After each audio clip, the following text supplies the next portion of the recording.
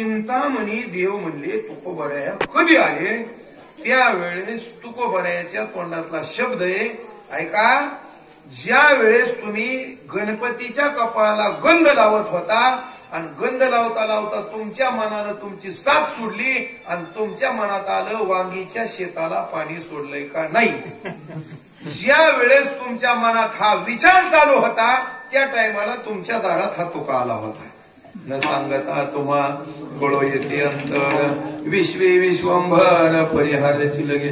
बरेच लोक म्हणतात ते रातून दिवसा कीर्तन करतं, मग ह्याला का वाटलं झालंय? कीर्तन कसं करतं हे त्याला माहित असतं. चिंतामणी देवाची पूजा चालू आहे आणि त्यांचं मन वांगीच्या शेतात गेलंय हे तुकोबरायाला कळलं. चिंतामणी पंक्चर झाली म्हणजे आता बोलण्यात अर्थ नाही. मग दिवसभर राहिले आणि मग दुपारी जेवणाचा बेत केला. दुपारी जेवणाचा बेत केला आणि मग जेवणाचा बेत झाल्यानंतर बेताला सगळे बसले, सगळ्यांची ताट वाढली.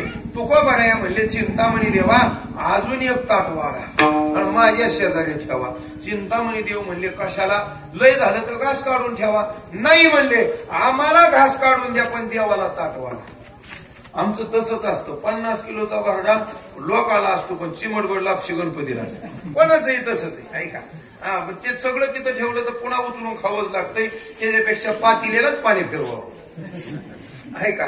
आणि मग हे सगळं झालं, जेवायला बसले. कोण येतं जेवायला? आमचा पांडुरंग येतो. तुम्ही बोलावता का? नाही, तो जेवतो मग मी जेवतो. माझी ताकद नाही, माझी लायकी नाही जगाच्या मालकाला जेवाय घालायची, पण जगाच्या मालकाची लायकी आहे एकही न जेवता न झोपायची. ही ताकद पंढरीच्या पांडुरंगाची आहे. कोण्याच जीवाला उपाशी झोपू देत नाही त्याचं नाव आहे, पण स्वतःच्या पोटासाठी